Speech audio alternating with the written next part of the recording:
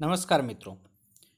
पंचायती राज व्यवस्था मैंने लुसेंट से पढ़ा रखा है और लुसेंट के ही वस्तुनिष्ठ वाले बुक से पंचायती राज व्यवस्था से संबंधित एमसीक्यू करेंगे।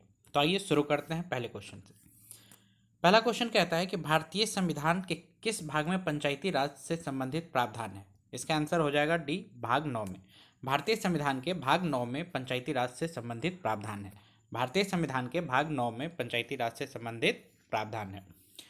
दूसरा क्वेश्चन, भारतीय संविधान के किस भाग में नगरपालिका से संबंधित प्रावधान है। इसका आंसर हो जाएगा बी, भाग 9 क। भाग 9 क भारतीय संविधान के भाग 9 क में भारतीय नगरपालिका से संबंधित प्रावधान है।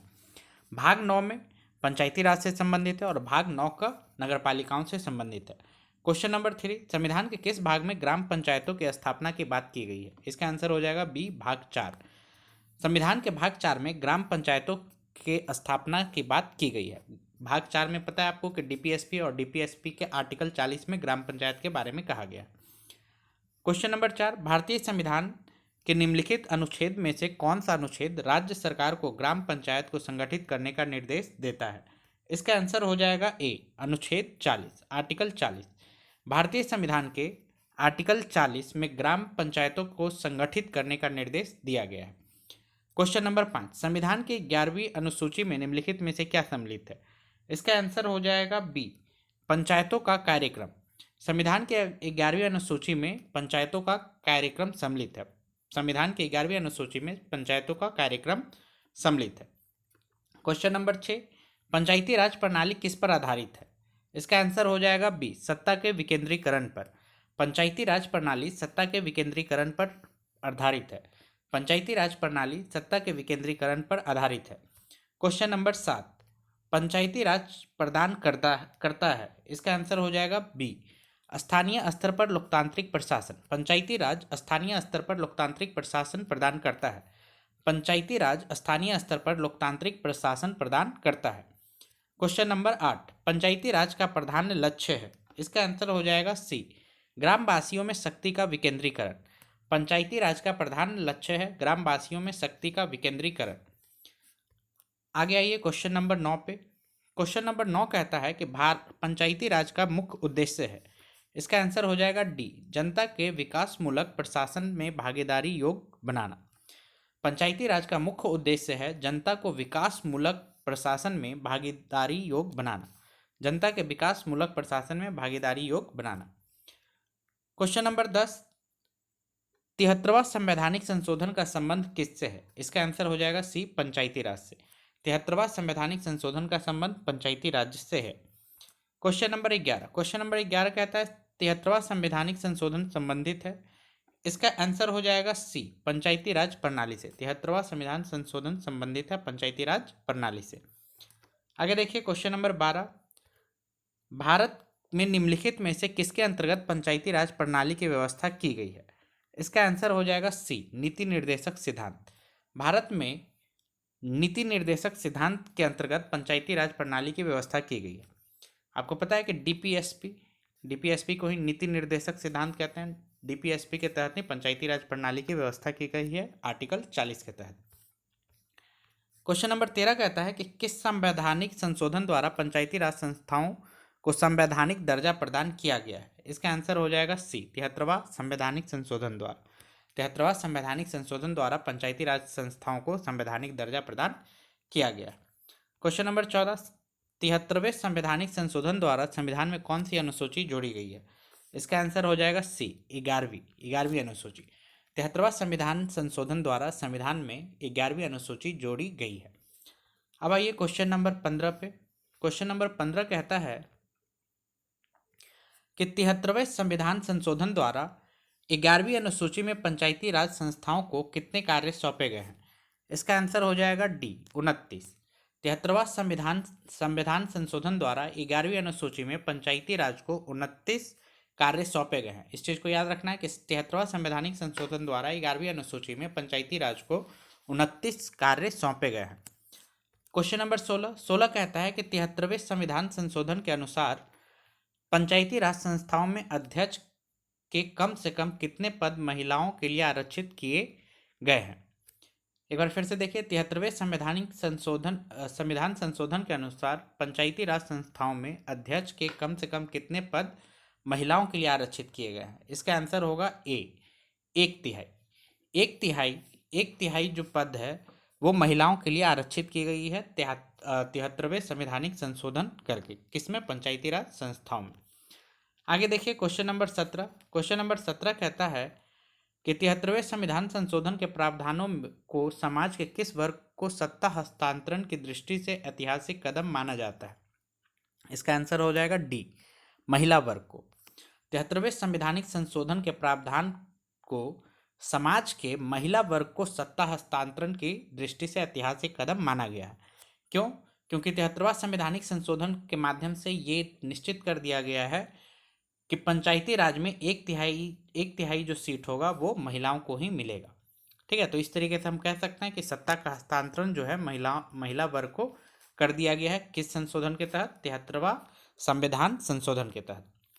Question number 18। क्वेश्चन नंबर 18 कहता है कि 73वें संविधान संशोधन की विशेषता नहीं है।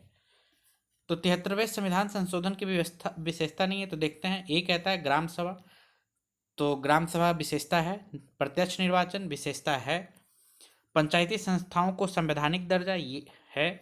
महिलाओं के लिए 2/3 आरक्षण ये नहीं है। 73वां संविधान संशोधन की विशेषता ये नहीं है कि महिलाओं को 2/3 आरक्षण। कितना आरक्षण दिया गया है? 1/3। 1/3 दिया गया है, ना कि 2/3। क्वेश्चन नंबर 19 कहता है कि 73वें संविधान संशोधन द्वारा पंचायती राज संस्थानों के लिए किस तरह के चुनाव का प्रावधान किया गया है? इसका आंसर हो जाएगा ए, प्रत्यक्ष एवं गुप्त मतदान।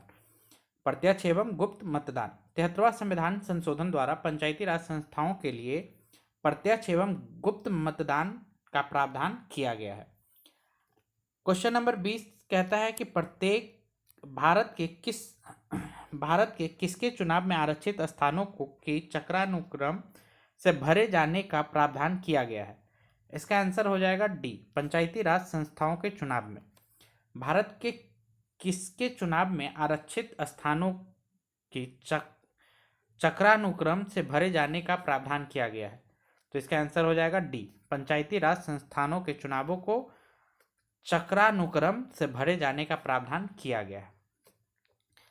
अगला देखिए 21 कहता है कि पंचायत के विघटन के उपरांत निम्नलिखित में से कौन सी समय अवधि नए चुनाव कराने हेतु सही है? इसका आंसर हो जाएगा सी, 6 माह के अंदर। पंचायत के विघटन के उपरांत 6 माह के अंदर चुनाव कराना आवश्यक है। आगे देखिए क्वेश्चन नंबर 22। क्वेश्चन नंबर 22 कहता है कि पंचायती राज संस्थाओं के निर्वाचन के लिए उत्तरदायी है। इसका आंसर होगा बी, राज्य निर्वाचन आयोग। पंचायती राज संस्थानों के निर्वाचन के लिए राज्य निर्वाचन आयोग उत्तरदायी है। मतलब पंचायती राज संस्थानों का निर्वाचन कौन करवाएगा? राज्य निर्वाचन आयोग। क्वेश्चन नंबर 23 कहता है कि 73वें संविधान संशोधन के अनुसार पंचायती राज संस्था का कार्यकाल कितने वर्ष का होता है? इसका आंसर हो जाएगा डी, 5 वर्ष का। 73वें संविधान संशोधन के अनुसार पंचायती राज संस्था का कार्यकाल 5 वर्ष का होता है। क्वेश्चन नंबर 24 कहता है कि भारत के पंचायती राज के प्रबल समर्थक थे। तो इसका आंसर हो जाएगा डी, उपयुक्त सभी। पंचायती राज के प्रबल समर्थक महात्मा गांधी थे, सिद्धराज टड्डा थे, राजीव गांधी थे। एक बार फिर से देख लीजिए, महात्मा गांधी, सिद्धराज टड्डा और राजीव गांधी। अब आते हैं क्वेश्चन नंबर 25 पे। 25 कह रहा है कि पंचायती राज संस्थाओं में महिलाओं तथा दुर्बल वर्गों के अधिक प्रतिनिधित्व के समर्थक थे। इसका आंसर हो जाएगा डी, राजीव गांधी। पंचायती राज संस्थाओं में महिलाओं तथा दुर्बल वर्गों के अधिक प्रतिनिधित्व के समर्थक थे राजीव गांधी। आगे देखिए क्वेश्चन नंबर 26 कहता है कि भारत में महिलाओं के लिए स्थान आरक्षित है। इसका आंसर होगा ए, पंचायती राज संस्थाओं में। भारत में महिलाओं के लिए स्थान आरक्षित है पंचायती राज संस्थाओं में। याद रखिएगा कि भारत में महिलाओं के लिए स्थान आरक्षित है पंचायती राज संस्थाओं में। 27, 73वें संविधान संशोधन अधिनियम किस तिथि से लागू हुआ?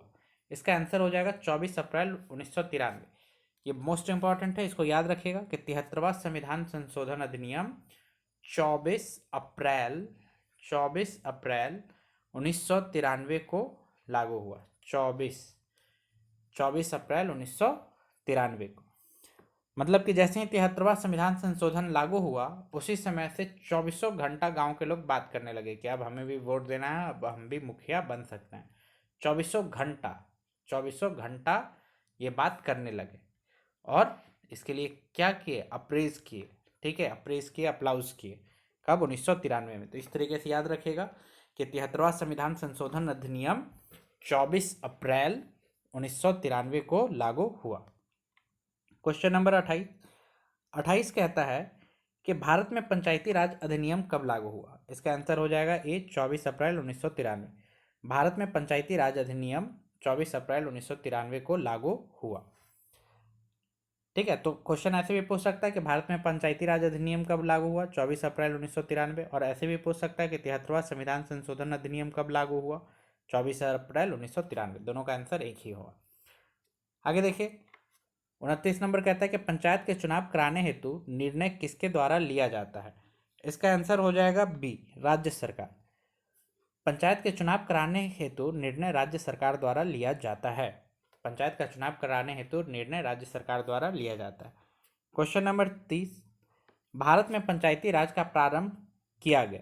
इसका आंसर हो जाएगा डी, 1959। भारत में पंचायती राज का प्रारंभ 1959 में किया गया। अब आ जाइए क्वेश्चन नंबर 31 पे। क्वेश्चन नंबर 31 कहता है कि पंचायती राज प्रथम प्रवर्तित किया गया, मतलब पंचायती राज जो है सबसे पहले कहाँ पे लागू किया गया? तो इसका आंसर हो जाएगा डी, राजस्थान। राजस्थान में पंचायती राज प्रथम प्रवर्तित किया गया, राजस्थान में।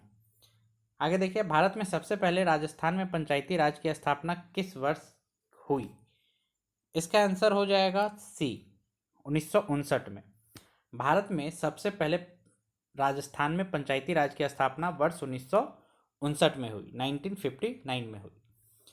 क्वेश्चन नंबर 33, स्थानीय ग्रामीण शासन के रूप में पंचायती राज प्रणाली सर्वप्रथम अपनाई गई? इसका आंसर हो जाएगा डी, राजस्थान और आंध्र प्रदेश में। स्थानीय ग्रामीण शासन के रूप में पंचायती राज प्रणाली सर्वप्रथम राजस्थान और आंध्र प्रदेश में अपनाई गई, राजस्थान और आंध्र प्रदेश में। क्वेश्चन नंबर 34, भारत में पंचायती राज व्यवस्था सर्वप्रथम राजस्थान और आंध्र प्रदेश में आरंभ की गई? इसका आंसर डी, आंध्र प्रदेश। भारत में पंचायती राज व्यवस्था सर्वप्रथम राजस्थान और आंध्र प्रदेश में आरंभ की गई। क्वेश्चन नंबर 35 कहता है कि 2 अक्टूबर 1959 को भारत में पंचायती राज का शुभारंभ निम्नलिखित में से कहाँ पर किया गया? तो इसका आंसर हो जाएगा ए, नागौर। नागौर जिला राजस्थान, नागौर जिला है राजस्थान का। राजस्थान का जिला नागौर में 2 अक्टूबर 1959 को भारत में पंचायती राज का शुभारंभ किया गया। ठीक है, इसको गौर दीजिएगा, नागौर को गौर दीजिएगा। नागौर में ही सबसे पहले पंचायती राज का शुभारंभ किया गया। कब? 2 अक्टूबर 1959 को। आगे देखिए, 36, देश के ग्रामीण क्षेत्रों में सामाजिक एवं सांस्कृतिक उत्थान के लिए सामुदायिक विकास कार्यक्रम कब आरंभ किया गया? इसका आंसर हो जाएगा सी, 2 अक्टूबर 1952। 2 अक्टूबर 1952 को। इसको याद रखिएगा कि 2 अक्टूबर 1952 को देश के ग्रामीण क्षेत्र के सामाजिक और सांस्कृतिक उत्थान के लिए सामुदायिक विकास कार्यक्रम आरंभ किया गया। सामुदायिक विकास कार्यक्रम 2 अक्टूबर 1952 को किया गया। 2 अक्टूबर 1952। ठीक है, तो 2 अक्टूबर याद रखिएगा, गांधी जयंती के दिन, गांधी जी का जब बर्थडे था उस समय किया गया। कब? 1952 में सामुदायिक विकास कार्यक्रम। हाँ, तो इस तरीके से याद रखिएगा कि जो गांधी जी थे वो 52 बुद्धि लगाते थे सामुदायिक विकास कार्यक्रम में, मतलब समुदाय को इकट्ठा करने में। तो इस तरीके से याद रखना है कि सामुदायिक विकास कार्यक्रम कब आरंभ हुआ? 2 अक्टूबर 1952 को। क्वेश्चन नंबर 37 कहता है कि सामुदायिक विकास कार्यक्रम का सार था? इसका आंसर हो जाएगा सी, लोक भागीदारी। सामुदायिक विकास कार्यक्रम का सार था लोक भागीदारी। ये सब क्वेश्चन आया हुआ है BSSC 2015 में। विकास कार्यक्रम का सार था लोक भागीदारी। क्वेश्चन नंबर 38 कहता है कि भारत सरकार द्वारा सामुदायिक विकास योजना की शुरुआत की गई 2 अक्टूबर 1952। ठीक है, तो इसका आंसर सी हो जाएगा। भारत सरकार द्वारा सामुदायिक विकास योजना की शुरुआत की गई 2 अक्टूबर 1952 को। ठीक है, याद रखिएगा कि सामुदायिक विकास कार्यक्रम 2 अक्टूबर गांधी जी के जयंती के दिन और 1952 बुद्धि लगाकर 1952 में किया गया सामुदायिक विकास योजना। क्वेश्चन नंबर 39 पे आइए। 39 कहता है कि सामुदायिक विकास कार्यक्रम की असफलता का कारण है। सामुदायिक विकास कार्यक्रम की असफलता का कारण है, इसका आंसर हो जाएगा डी, अशिक्षा।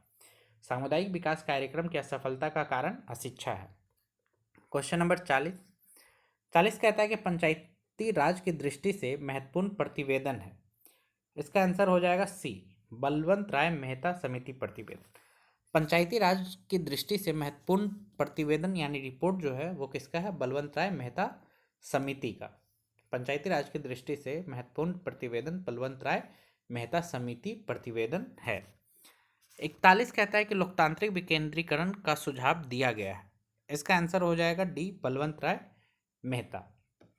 लोकतांत्रिक विकेंद्रीकरण का सुझाव बलवंत राय मेहता द्वारा दिया गया है। 42 कहता है कि लोकतांत्रिक विकेंद्रीकरण की योजना प्रस्तुत करने वाली समिति, इसका आंसर हो जाएगा डी, बलवंत राय मेहता समिति। लोकतांत्रिक विकेंद्रीकरण की योजना प्रस्तुत करने वाली समिति कौन थी? बलवंत राय मेहता समिति थी। लोकतांत्रिक विकेंद्रीकरण का मतलब समझते हैं, शक्तियों का बंटवारा। क्वेश्चन नंबर 43 कहता है कि भारत में पंचायती राज की त्रिस्तरीय व्यवस्था का अनुमोदन किस समिति के द्वारा किया गया? तो बलवंत राय मेहता समिति। ठीक है, बलवंत राय मेहता समिति ने त्रिस्तरीय व्यवस्था का अनुमोदन किया था। याद करने का मैंने ट्रिक भी बताया था कि बलवंत लिखेंगे तो 20 से ये डंडा हटा दिए तो ये क्या हो गया? 3। तो इससे पता चल गया कि बलवंत राय मेहता जो थे वो त्रिस्तरीय व्यवस्था का अनुमोदन किए थे। क्वेश्चन नंबर 44 कहता है कि जिस समिति में लोकतांत्रिक विकेंद्रीकरण और पंचायती राज की सिफारिश की उसका सभापति कौन था?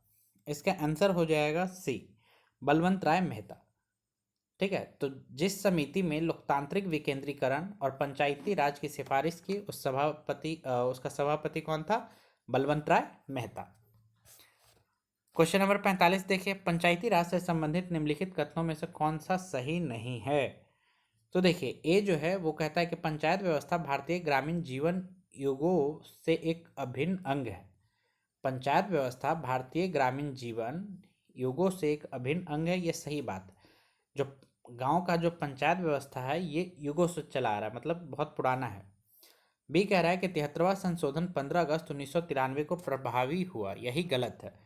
73वां संविधान संशोधन 24 अप्रैल, तब तो गांव के लोग 24 घंटा बात करने लगे। 24 अप्रैल अप्लाउज किए थे, ताली बजाए थे, अप्रैल 1993 को लागू हुआ था। ठीक है, तो इस तरीके से हमारा ये आंसर हो जाएगा बी, क्योंकि क्वेश्चन में क्या दे रखा है कि पंचायती राज से संबंधित निम्नलिखित कथनों में से कौन सा सही नहीं है। तो यही बी वाला सही नहीं है कि 73वां संविधान संशोधन 15 अगस्त 1993 को प्रभावी हुआ। ठीक है, ये गलत है। सही क्या होना चाहिए था कि 24 अप्रैल 1993 को लागू हुआ 73वां संविधान संशोधन। सी कहता है कि यह एक त्रिस्तरीय जैविकीय रूप से जुड़ी संरचना, ये सही है। डी कहता है कि भारतीय संविधान के अनुच्छेद 243 जी उसके महत्व को बढ़ाता है, यह भी सही है कि पंचायती राज के महत्व को आर्टिकल 243 जी बढ़ाता है। अब आ जाइए क्वेश्चन नंबर 46 पे। क्वेश्चन नंबर 46 जो है ये कहता है कि बलवंत राय मेहता समिति प्रतिवेदन में पंचायती राज संस्थाओं को कितने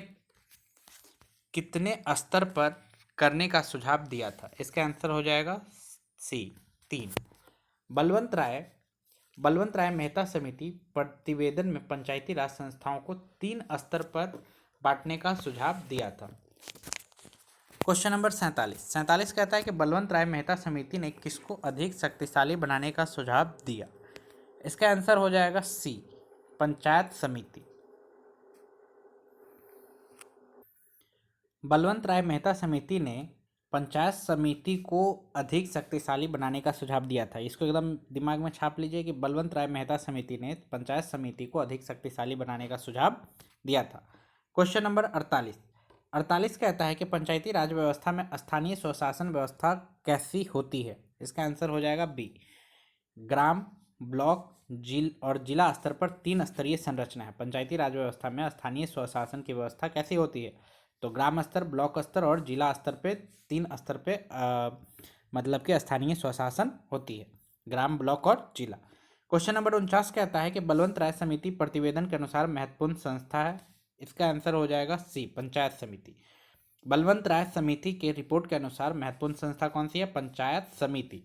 ठीक है, और इसी पंचायत समिति को शक्तिशाली बनाने की सिफारिश किया था कौन? बलवंत राय मेहता। अगला देखिए क्वेश्चन नंबर 50। क्वेश्चन नंबर 50 कहता है कि निम्नलिखित में से कौन पंचायती राज संस्था नहीं है?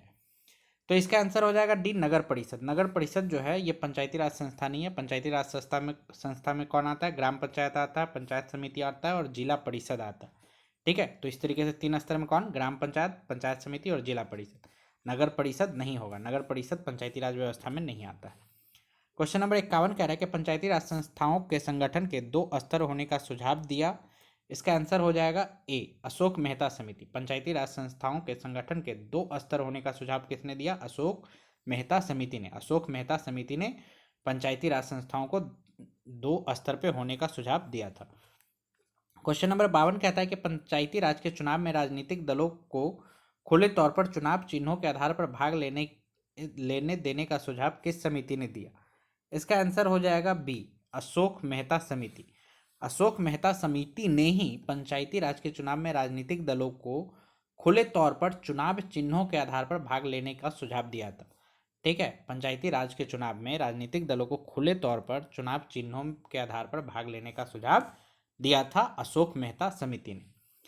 क्वेश्चन नंबर 53 कहता है कि 1977 में केंद्र सरकार ने पंचायती राज संस्थाओं की कार्य प्रणाली और ढांचे में सुधार लाने के उद्देश्य से किस समिति की नियुक्ति की थी? इसका आंसर हो जाएगा ए, अशोक मेहता समिति। ठीक है, अशोक मेहता समिति का जो गठन है वो 1977 में किया गया था। 1977, 7-7। ठीक है, यदि हम 7-7 रहें तो अशोक इतना महान हो सकते हैं, इस तरीके से याद रखें कि 1977 में केंद्र सरकार ने पंचायती राज संस्था के कार्य प्रणाली और ढांचे में सुधार लाने के उद्देश्य से अशोक मेहता समिति का गठन किया था। क्वेश्चन नंबर 53 हो गया। क्वेश्चन नंबर 54 कहता है कि देश में पंचायती राज व्यवस्था का आरंभ किस समिति की रिपोर्ट के आधार पर हुआ है? इसका आंसर हो जाएगा बी, बलवंत राय मेहता समिति के रिपोर्ट के आधार पर। क्वेश्चन नंबर 55 कहता है कि बलवंत राय मेहता समिति के अनुशंसाओं के आधार पर किस वर्ष पंचायती राज व्यवस्था को लागू किया गया? इसका आंसर हो जाएगा सी, 1959 में। याद रखिएगा कि बलवंत राय मेहता समिति की अनुशंसा के आधार पर 1959 ईस्वी में पंचायती राज व्यवस्था को लागू किया गया। क्वेश्चन नंबर 56 कहता है कि अशोक मेहता समिति ने पंचायती राज व्यवस्था के अंतर्गत कितने स्तरीय ढांचे की स्थापना की सलाह दी? इसका आंसर हो जाएगा ए, 2। अशोक मेहता समिति जो है वो पंचायती राज व्यवस्था को 2 स्तर पे चाहते थे। क्वेश्चन नंबर 57 कहता है कि अशोक मेहता समिति ने किन 2 स्तरों की बात की थी?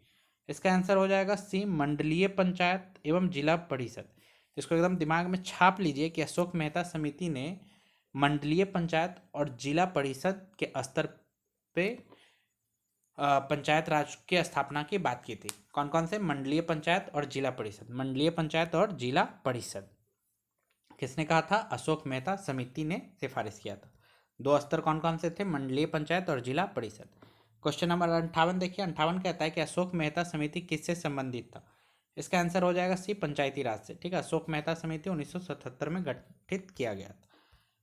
क्वेश्चन नंबर 59 में आइए। इसमें कह रहा है कि पंचायती राज से संबंधित निम्नलिखित समितियों को कालक्रम से व्यवस्थित कीजिए और नीचे दिए गए कोड का सही उत्तर दीजिए। कालक्रम से इसे व्यवस्थित करना है।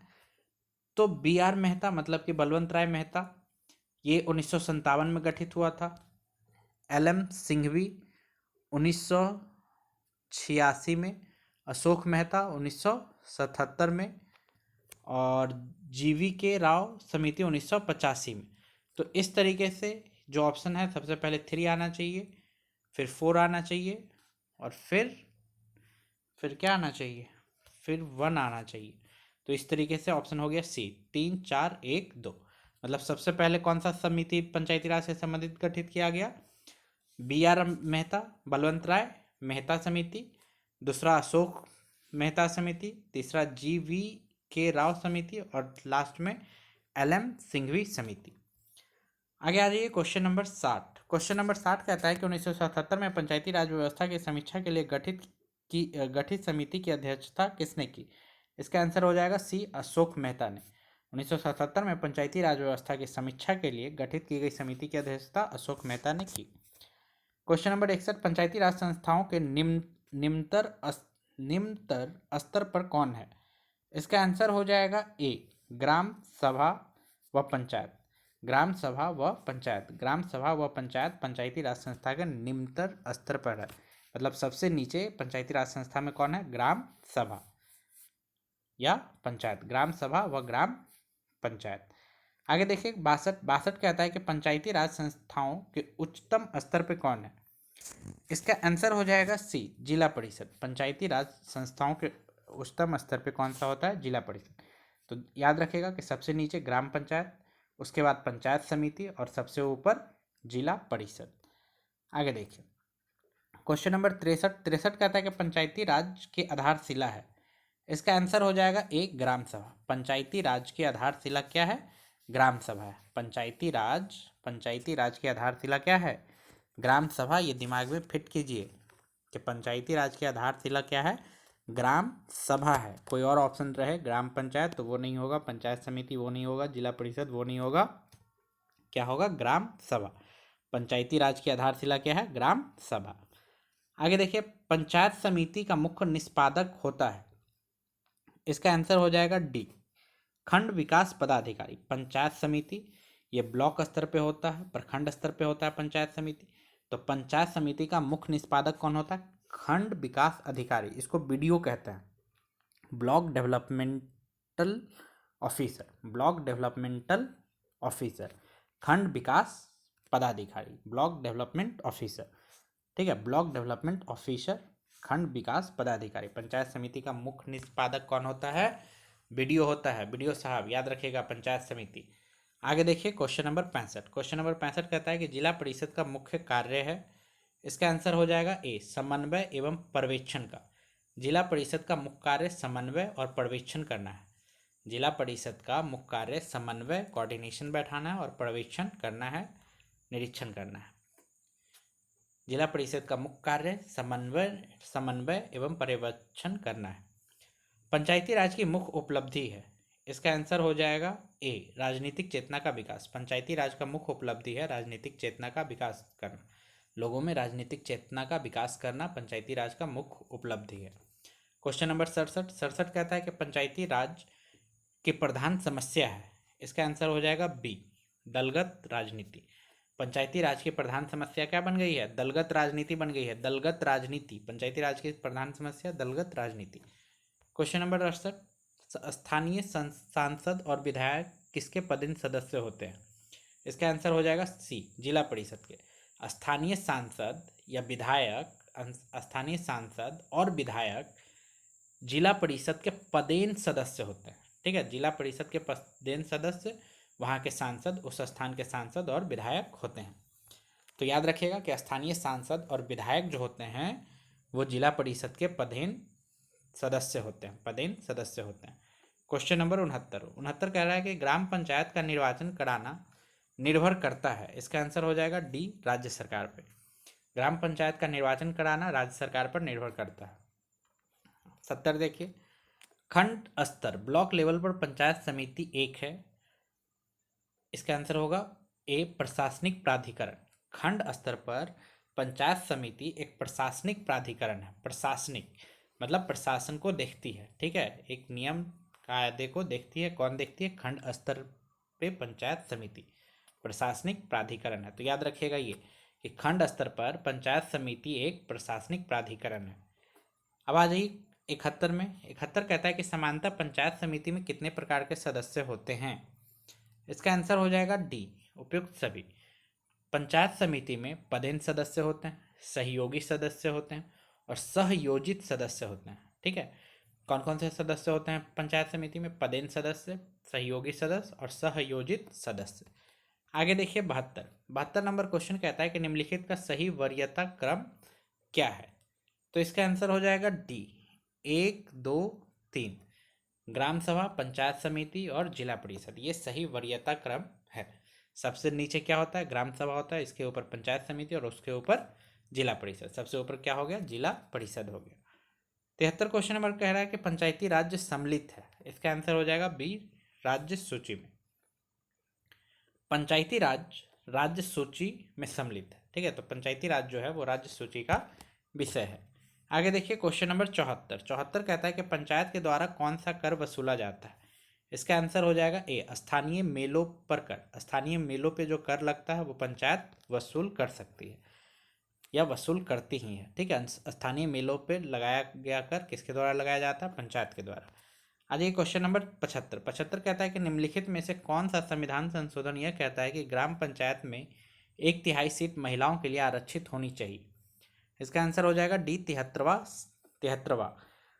73वां संविधान संशोधन यह कहता है कि ग्राम पंचायत में 1/3 सीट महिलाओं के लिए आरक्षित होनी चाहिए। क्वेश्चन नंबर 76 कह रहा है कि पंचायत स्तर पर राज्य सरकार का प्रतिनिधित्व कौन करता है। इसका आंसर हो जाएगा ए, पंचायत सेवक। ठीक है, तो इसको ध्यान से एकदम दिमाग में छाप लीजिए कि पंचायत स्तर पर राज्य सरकार का प्रतिनिधित्व करने वाला कौन होता है? पंचायत सेवक होता है। इसको ग्राम सेवक भी कहते हैं, पंचायत सेवक। ठीक है, और इसकी वैकेंसी निकलती है, एग्जाम होता है और उसके आधार पर जो सरकार है वो पंचायत सेवक को चुनती है। तो पंचायत स्तर पर राज्य सरकार का प्रतिनिधित्व कौन कर रही होती है? पंचायत सेवक। क्वेश्चन नंबर 77 कह रहा है कि निम्नलिखित में कौन पंचायती राज की 3 स्तरीय व्यवस्था के अंतर्गत नहीं है। तो इसमें इसका आंसर हो जाएगा डी, तहसील स्तर। तहसील स्तर जो है ये पंचायती राज का 3 स्तरीय व्यवस्था के अंदर नहीं आता है। 3 स्तरीय व्यवस्था के अंदर आता है ग्राम स्तर पे, प्रखंड स्तर पे और जिला स्तर पे। तहसील स्तर पे नहीं आता है। तहसील स्तर कहने का मतलब ये सब डिवीजन हो गया, तहसील सब डिवीजन को कहा जाता है। तो याद रखिएगा कि पंचायत राज के 3 स्तर कौन कौन से हैं? ग्राम स्तर, प्रखंड स्तर और जिला स्तर। क्वेश्चन नंबर 78 कहता है कि पंचायती राज व्यवस्था अपनाई गई थी। इसका आंसर हो जाएगा बी, लोकतंत्र की शक्तियों के विकेंद्रीकरण के लिए। पंचायती राज व्यवस्था लोकतंत्र की शक्तियों के विकेंद्रीकरण के लिए अपनाई गई थी। क्वेश्चन नंबर 79 पंचायत चुनाव के लिए उम्मीदवारों की न्यूनतम आयु सीमा होनी चाहिए। इसका आंसर हो जाएगा सी, 21 वर्ष। इसका आंसर हो जाएगा सी, 21 वर्ष। पंचायत चुनाव के लिए उम्मीदवारों की न्यूनतम आयु कितनी होनी चाहिए? 21 वर्ष। क्वेश्चन नंबर 80 कहता है कि पंचायती राज के कार्य क्षेत्र में नहीं आता। पंचायती राज के कार्य क्षेत्र में नहीं आता, इसका आंसर हो जाएगा डी, माध्यमिक शिक्षा। माध्यमिक शिक्षा पंचायती राज के कार्य क्षेत्र में नहीं आता। ग्रामीण सड़क पंचायती राज में आता है। कृषि का उत्पादन पंचायती राज क्षेत्र में आता है। ग्राम उद्योग पंचायती राज में आता है। आगे देखिए 81 कहता है कि पंचायती राज संस्थान के अधिकतम आय का स्रोत है। इसका आंसर हो जाएगा सी, सरकारी अनुदान। पंचायती राज संस्थान का अधिकतम आय का स्रोत है सरकारी अनुदान। जो राज्य सरकार अनुदान देती है यही पंचायती राज संस्थान का आय का, इनकम का सबसे बड़ा स्रोत है। 82 कहता है कि पंचायत समिति का गठन होता है। इसका आंसर हो जाएगा बी, प्रखंड स्तर पे। पंचायत समिति का गठन प्रखंड स्तर पे, ब्लॉक लेवल पे होता है। 83 कहता है कि पंचायत समिति के प्रशासन का प्रबंध एक सरकारी अधिकारी करता है जिसे कहते हैं। इसका आंसर हो जाएगा ए, खंड विकास पदाधिकारी। पंचायत समिति का प्रशासन का प्रबंध एक सरकारी अधिकारी करता है, उसे कहते हैं खंड विकास पदाधिकारी, बीडीओ, ब्लॉक डेवलपमेंट ऑफिसर। आगे देखिए 84 कहता है कि पंचायती राज त्रिसोपान प्रणाली का प्राथमिक भाग है। इसका आंसर हो जाएगा बी, ग्राम पंचायत। पंचायती राज त्रिसोपान प्रणाली का प्राथमिक भाग है ग्राम पंचायत। ठीक है, तो पंचायती राज का त्रिसोपान जो 3 स्तर है उसका पहला भाग कौन सा है? ग्राम पंचायत। ठीक है, उसके बाद पंचायत समिति और फिर जिला समिति होता। आगे देखिए 85 राजस्थान में पंचायती राज व्यवस्था की शुरुआत किस जिले में हुई। इसका आंसर हो जाएगा सी, नागौर। ठीक है, इस पर गौर रखिएगा कि राजस्थान में पंचायती राज व्यवस्था की शुरुआत नागौर जिले में हुई। क्वेश्चन नंबर 86 कहता है कि बलवंत राय मेहता समिति का गठन किस वर्ष किया गया। इसका आंसर है 1957। बलवंत राय मेहता समिति का गठन 1957 में किया गया, रिपोर्ट दिया और उसके 2 साल बाद ही 1959 में प्रथम बार राजस्थान के नागौर जिलों में पंचायती राज व्यवस्था का उद्घाटन किया गया। क्वेश्चन नंबर 87 कहता है कि पंचायत समिति का सदस्य होता है। इसका आंसर हो जाएगा सी, प्रत्यक्ष रूप से जनता द्वारा निर्वाचित किए जाते हैं। पंचायत समिति के जो सदस्य होते हैं प्रत्यक्ष रूप से जनता द्वारा निर्वाचित किए जाते हैं। पंचायत समिति के जो सदस्य होते हैं वो प्रत्यक्ष रूप से जनता द्वारा निर्वाचित किए जाते हैं। ये याद रखिएगा कि प्रत्यक्ष रूप से जनता द्वारा निर्वाचित किए जाते हैं पंचायत समिति के सदस्य। आगे आइए, क्वेश्चन नंबर 88 कहता है कि पंचायती राज संस्थाएं अपनी निधि हेतु निर्भर है। इसका आंसर हो जाएगा बी, सरकारी अनुदान पे। तो पंचायती राज संस्थान जो है अपनी निधि पैसे के लिए किस पर निर्भर है? सरकारी अनुदान पे। कौन देता है? राज्य सरकार। आगे देखिए 89, ग्राम पंचायतों की आय का स्रोत कौन सा है? इसका आंसर हो जाएगा बी, मेला एवं बाजार। ग्राम पंचायत का आय का स्रोत क्या है? मेला और बाजार। मेला और बाजार पे कर लगाते हैं और उसी से ग्राम पंचायत की आय होती है। एक विकास खंड पर पंचायत समिति होती है। इसका आंसर हो जाएगा 90 का बी, एक प्रशासकीय अधिकरण। एक विकास खंड पर पंचायत समिति जो है एक प्रशासकीय अधिकरण है। ठीक है, प्रशासकीय अधिकरण प्रशासन का एक अधिकरण है, एक सिस्टम है। क्वेश्चन नंबर 91 कहता है कि यदि पंचायत भंग होती है तो किस अवधि के अंदर निर्वाचन होंगे? इसका आंसर हो जाएगा सी, 6 माह। यदि पंचायत भंग हो जाती है तो 6 महीने के अंदर निर्वाचन होंगे। क्वेश्चन नंबर 19 कहता है कि निम्नलिखित में से भारत में पहला नगर निगम कहाँ स्थापित हुआ था? तो इसका आंसर हो जाएगा बी, चेन्नई में। ठीक है, चेन्नई। भारत में पहला नगर निगम चेन्नई में स्थापित हुआ था। वैसे नगर निगम मद्रास, ठीक है, 1688 में हुआ था। आगे देखिए 93, भारत में पंचायती राज प्रणाली का शुभारंभ कब और कहाँ हुआ? इसका आंसर हो जाएगा बी, 2 अक्टूबर 1959 को नागौर में हुआ। पंचायती राज प्रणाली का शुभारंभ सबसे पहले 2 अक्टूबर 1959 को नागौर में हुआ। 1957 में किस समिति ने भारत में त्रिस्तरीय पंचायती राज की सर्वप्रथम सिफारिश की थी? इसका आंसर हो जाएगा सी, बलवंत राय मेहता समिति। 1957 में बलवंत राय मेहता समिति ने भारत में त्रिस्तरीय पंचायती राज की सर्वप्रथम सिफारिश की थी। क्वेश्चन नंबर 95 देखिए, वर्तमान में ग्रामीण स्वशासन की संरचनाएं निम्न में से किसकी अनुशंसा पर की गई है? इसका आंसर हो जाएगा ए, बलवंत राय मेहता समिति। वर्तमान में ग्रामीण स्वशासन की संरचना जो है वो बलवंत राय मेहता समिति की सिफारिश पे की गई है। क्वेश्चन नंबर 96 कहता है कि विकेंद्रीकरण प्रणाली की सिफारिश किसने की थी? इसका आंसर हो जाएगा सी, बलवंत राय मेहता ने। 73वां संविधान संशोधन का अभिपालन करने वाला पहला राज्य है। इसका आंसर सी दे रखा है बुक में, आंध्र प्रदेश, लेकिन इस पर मुझे डाउट है कि 73वां संविधान संशोधन का अभिपालन करने वाला पहला राज्य कौन है। ठीक है, लेकिन बुक में आंध्र प्रदेश दे रखा है, बुक में आंध्र प्रदेश दे रखा है। आगे देखिए क्वेश्चन नंबर 98 कहता है कि भारत के पंचायती राज व्यवस्था का वास्तुकार किसे कहा जाता है? इसका आंसर हो जाएगा ए, बी आर मेहता को। भारत के पंचायती राज व्यवस्था का वास्तुकार जो है, जो शिल्पी है, वो बी आर मेहता को कहा जाता है, बलवंत राय मेहता को। अब आ जाइए क्वेश्चन नंबर 99 पे। 99 कह रहा है कि भारत में सही मायने में स्थानीय स्वशासन का जनक किसे कहा जाता है? इसका आंसर हो जाएगा बी, लॉर्ड रिपन को। लॉर्ड रिपन को वास्तव में स्थानीय स्वशासन का जनक कहा जाता है, तो इस बात को याद रखना है। ठीक है, 1882 में इन्होंने क्या किया था? स्थानीय स्वशासन लाया था।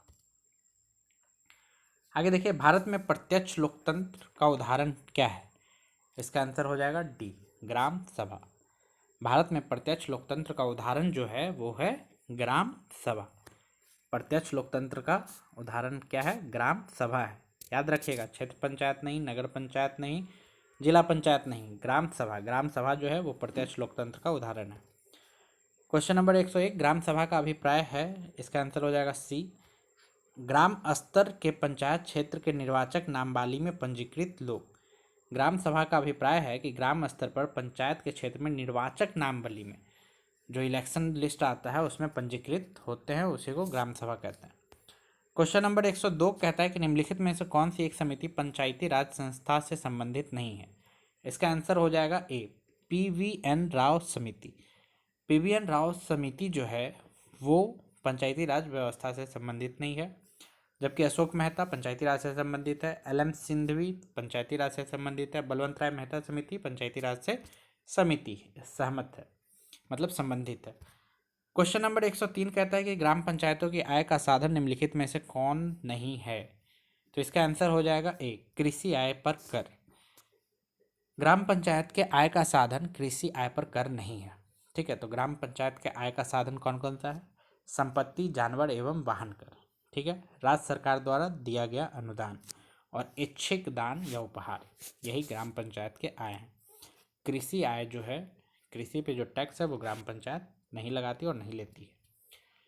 क्वेश्चन नंबर 104 कहता है कि निम्नलिखित में से क्या प्रत्यक्ष लोकतंत्र का उदाहरण है।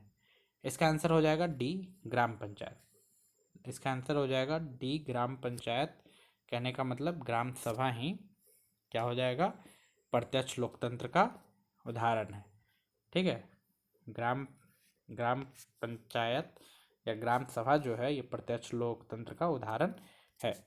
यदि आपको वीडियो अच्छा लगता है तो लाइक करें, सब्सक्राइब करें, शेयर करें। Thank you.